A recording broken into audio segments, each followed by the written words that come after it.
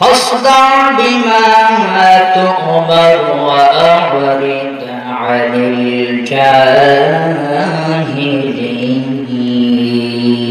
الجاهلين আল্লাহ তাআলা অত্র আয়াতের বিবরণে তিনি বলেছেন এক ফাসদা দ্বীনের দাওয়াত প্রকাশ্যভাবে দিতে হবে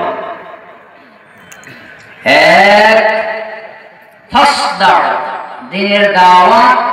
প্রকাশ্যভাবে দিতে হবে গোপনে দ্বীনে দাওয়াতের দিন শেষ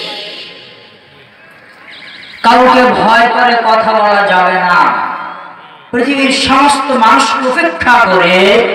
আল্লাহ তাআলার জমিনে দ্বীন কায়েমের লগ্নে সুস্পষ্টভাবে সুনিপুণভাবে দলিল ভিত্তিক তত্ত্ববিহীন আলোচনা করতে হবে এটা আল্লাহর আদেশ। হাতে বাইতে গেছে আমার দুই বিমা তুমার যা আদেশ করা হয়েছে মুহাম্মদ বলেন সাল্লাল্লাহু আলাইহি ওয়াসাল্লাম সাল্লাল্লাহু আলাইহি আল্লাহ তাআলা তার নবী মুহাম্মদ সাল্লাল্লাহু আলাইহি ওয়াসাল্লামকে বলেছেন বিমা তুমার যা আল্লাহ আদেশ করেছেন তোমাকে তুমি তাই দাওয়াত দিবে